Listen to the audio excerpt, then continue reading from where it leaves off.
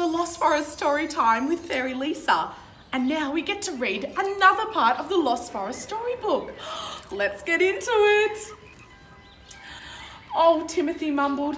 How could he ask to see the pygmies home after that? The soft sniggering and chittering of the surrounding forest seemed to mock him. Don't you want to see Pygmy Valley? Demanded the pygmy. Oh, yes, please. I'd love to, but how?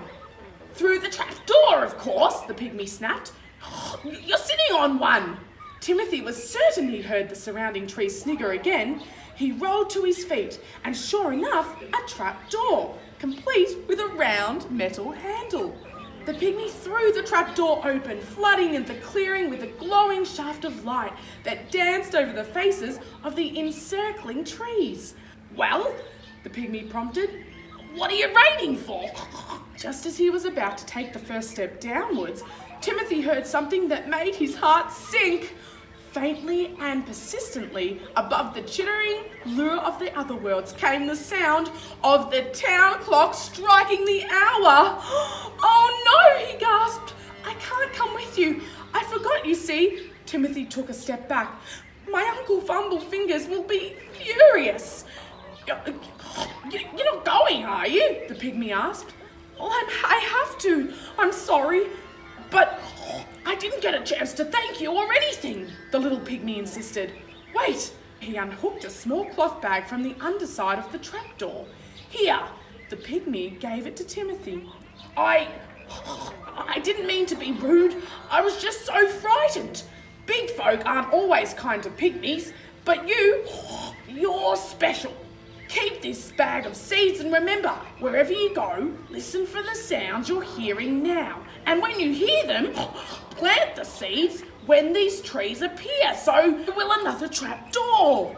Timothy couldn't help grinning. Then he turned on his heels and ran. As he glanced back over his shoulder, the circle of trees was quite dark. He had only the moon to guide him back to town. Timothy's heart was pounding madly as he looked over for his uncle, but it was Fumblefingers Pharaoh who found Timothy first. A heavy hand clamped onto Timothy's shoulder. Ungrateful wretch! Useless boy, his uncle roared. Can't trust you to do anything right. He took a swing at Timothy. Instinctively, Timothy ducked and ran off. Come back here, you! But Timothy didn't stay to hear any more. He ran down the cobbled street to the docks, his uncle staggering behind him with no time to think. Timothy saw a large wooden chest among a pile of luggage, which was being loaded onto a sailing ship.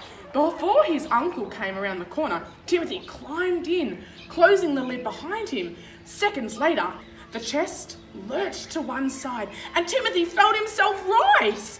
He pushed against the lid, but the catch had locked, trapping him inside.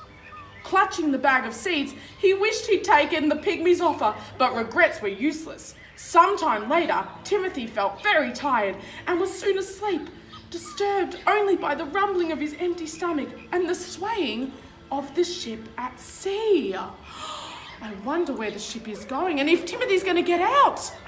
Tune in next time. See you then.